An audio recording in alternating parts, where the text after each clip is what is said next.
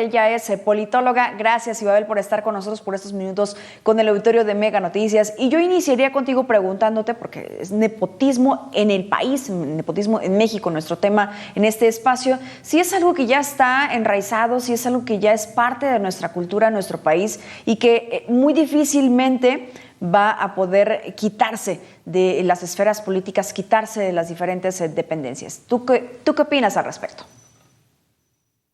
Bueno, mira, efectivamente es una práctica enraizada, pero no porque sea parte de nuestra cultura nacional, es que es más bien una tendencia natural en el ejercicio del poder.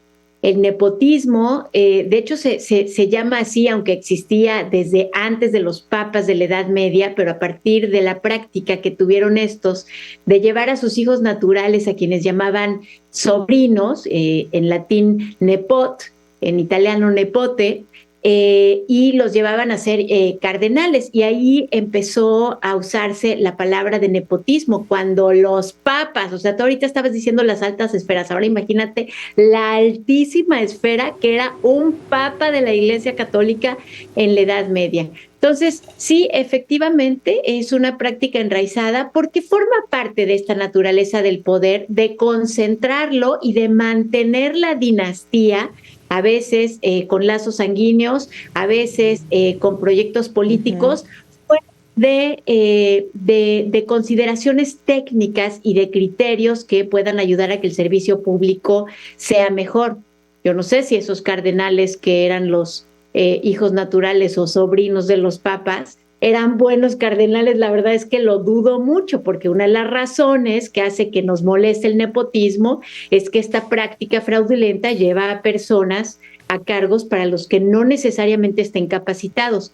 Pero aunque lo estén, Mitzi, aunque estén capacitados, la ley lo marca muy claramente. No puedes ampliar tu espacio de responsabilidad política o tu espacio de responsabilidad laboral a tus consanguíneos por el solo hecho de serlo. Y ahora, fíjate, dejo Jalisco y dejo o a México y dejo incluso a los papas de la Edad Media y me voy a Estados Unidos, en donde es una práctica muy cuestionada en un lugar en el que no nos imaginamos que también sucede, que no tiene nada que ver con la política, pero sí con el poder que se ejerce en un pequeño espacio que son Los Ángeles, es decir, en Hollywood. En Hollywood el nepotismo es un enorme problema para la calidad de las producciones. Eso, o sea, y se ve en diferentes espacios, incluso haciendo una revisión no solo en la administración pública, como lo estamos tocando ahorita, sino también en las diferentes empresas, y que justamente esto, la gran mayoría de las veces no cuentan con los perfiles adecuados y por lo tanto, pues este rendimiento que tendría que tener no lo hay, pero como tú señalas, a ver, y aunque tuvieran el perfil adecuado, digamos, llegas de una manera demasiado sencilla, solamente por tener una conexión familiar o de incluso de amistad, de lealtad, que está también cómo se puede llegar a determinar. Pero ahora, ¿por qué no se ha hecho nada por regular esta situación? Yo le decía hace rato, ¿será acaso porque se podrían estar dando un tiro en el pie en dado caso de que se tocara en la legislatura y que verdaderamente pudiera haber un castigo al respecto? ¿O tú cómo lo verías, Ibabel?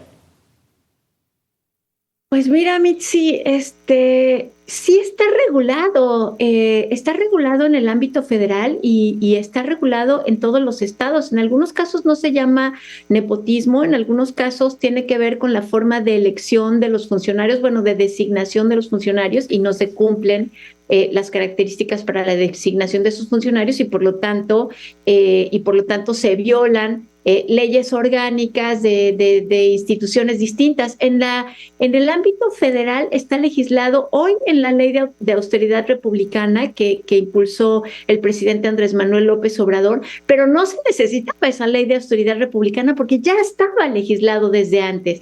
No, es una práctica fraudulenta y es un delito. Ahora, tan está desde hace tiempo tenemos las normas. En lo que tienes mucha razón es en que estas normas no se aplican o se les da la vuelta, Mitzi. Mira, hay muchos casos, como por ejemplo, hay investigaciones muy serias sobre el nepotismo en la Suprema Corte de Justicia de la Nación.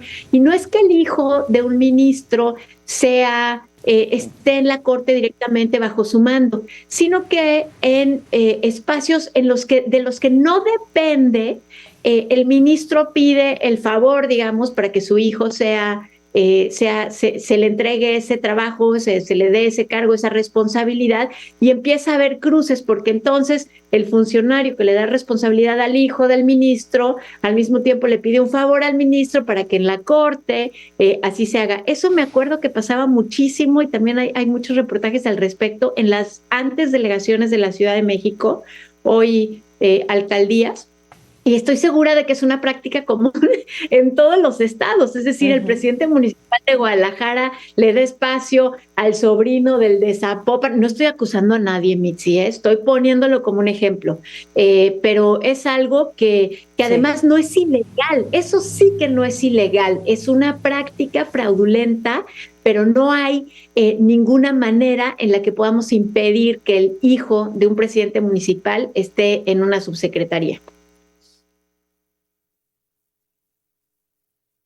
Justamente esto, cuando dices esto no es fraudulento, esto es una práctica, pero hasta dónde sí o hasta dónde no conviene, pues hacernos como que no pasa nada o realmente sí poder aplicar la ley como es, los castigos que corresponden a ello. Bueno, pues fíjate que en los últimos años lo que me gusta es que la ley ha dejado de depender solamente de los políticos profesionales para que veamos su aplicación. Lo vimos ahora, por ejemplo, con el caso de la ministra Piña. No es como que estamos esperando a que el responsable se haga cargo, sino que abogados con con una trayectoria de activismo importante dijeron, pues nosotros vamos a poner la demanda en contra. Dije la ministra Piña, quise decir la ministra Yasmín Esquivel. Vamos a poner una demanda en contra de la ministra Yasmín Esquivel porque desde nuestra perspectiva está violando esta ley. Lo mismo sucede con todas las leyes. Basta con que un ciudadano pueda poner el dedo en la llaga y decir, a ver, aquí está pasando esto, y este es el artículo de ley que se está violentando, y estas son las sanciones. Y entonces uno acude al tribunal, puede ser un tribunal administrativo, depende de qué instancia, porque ahorita estamos hablando en general, pero cada una de las instancias tiene distinta reglamentación interna. Hay algunas que tienen leyes orgánicas, otras que son como el Instituto de Participación Ciudadana, que tienen otro tipo de organización y reglamentación interna, en fin, pero en todos los casos están impedidos, ¿eh?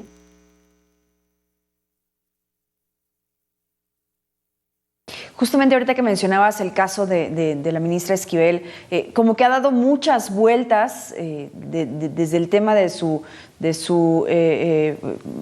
este documento para poder titularse y que al final no ha terminado de pasar en realidad nada, Ibabel. O sea, sí hubo un pronunciamiento por parte de los abogados, también ya hubo un pronunciamiento por parte de la UNAM, hubo un mismo pronunciamiento por parte del presidente, pero lo que estábamos esperando a que ocurriera, que la ministra pues renunciara por toda esta polémica de la tesis, pues simplemente no pasó. Mitzi, tú pides mucho, Mitzi, qué bárbara, tú ya quieres que el mundo se arregle.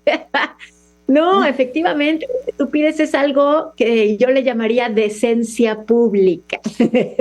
Eso creo que cuesta trabajo en espacios en los que hay poder. Pero no nos sintamos habitantes de un mundo en el que es imposible hacerles pagar las cuentas. No. Mira, por ejemplo, en el caso de Yasmín Esquivel, ahorita está en curso en la Suprema Corte la decisión sobre estas demandas que fueron metidas por muchos ciudadanos y por abogados que te digo que son activistas. De eso no se ha resuelto y se va a tener que resolver de alguna manera. Ahora hay una sanción pública hacia la ministra Yasmín Esquivel. Es penoso cuando se presenta ante el Pleno, y claramente hubo una sanción fáctica al impedirse su llegada a la presidencia de la Suprema Corte. Recuerda que ella iba a ser estaba enfiladísima para ser la presidenta de la Suprema Corte, tenía el apoyo del presidente de la República e iba como caballo en Hacienda y eso no se logró.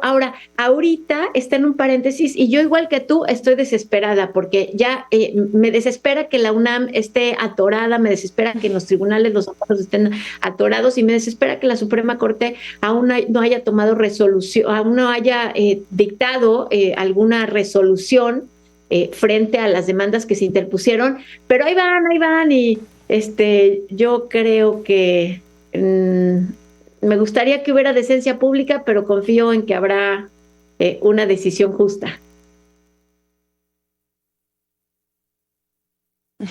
Ya veremos qué es lo que pasa al respecto. Ahora, tú mencionabas hace unos momentos esta Ley Federal de Austeridad Republicana. ¿Es suficiente para poder terminar con casos como nepotismo? ¿Es suficiente para terminar con situaciones que tienen que ver con la corrupción, que también ha estado arraigada en nuestro país durante tanto tiempo?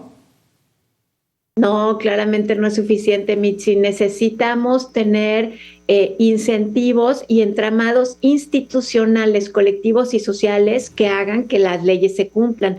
¿Cómo se cumplen las leyes? Bueno, se cumplen si no hay un solo interés en todos los órdenes de gobierno. Por ejemplo, o sea, si tienes distintos intereses en el poder legislativo, en el poder judicial y en el poder ejecutivo, bueno, pues habrá alguno de esos poderes que se encargue de castigar al otro cuando se violenta una ley. Por ejemplo, las elecciones y la alternancia de élites políticas también nos ayudan, porque eso hace que la cobertura de impunidad que se tiene durante el periodo en el que se gobierna, pues, se pierda. Y entonces es cuando podemos ver que los todopoderosos de pronto ya no lo son y tienen que pasar el resto de su vida tras las rejas.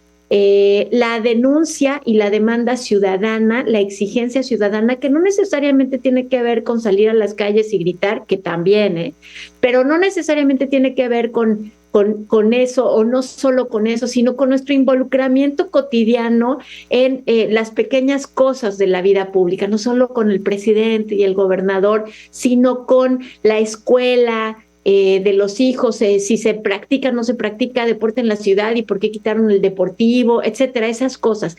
Y una de las cosas muy, muy, muy importantes es que haya libertad de expresión para que personas como tú, como nuestros colegas, puedan denunciar y registrar lo que está sucediendo y eso también haga que el engranaje funcione.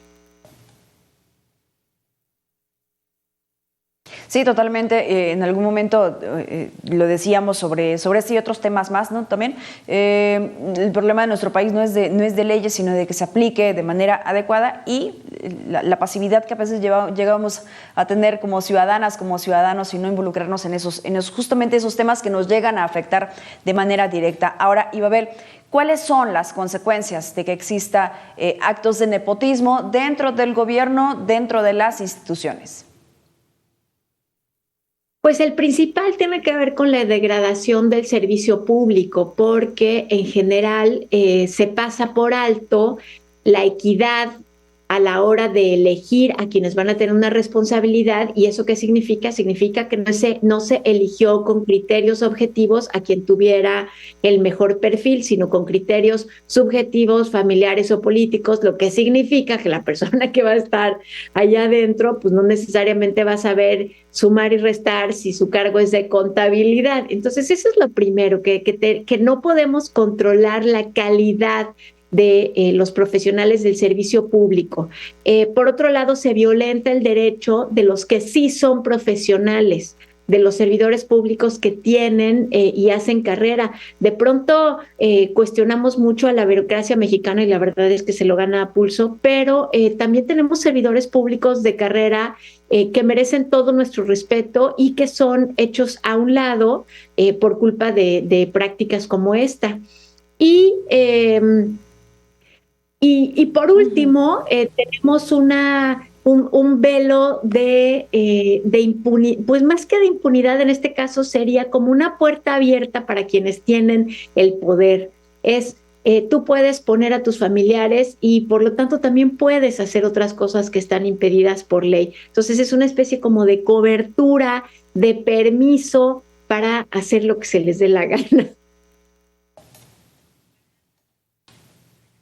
Sí, así es, así es. Y eso es realmente lo que ocurre en la realidad y en el día a día. Y Babel Arroyo, gracias por haber estado con nosotros en esos minutos con el auditorio de Mega Noticias MX. Ojalá podamos coincidir en el futuro.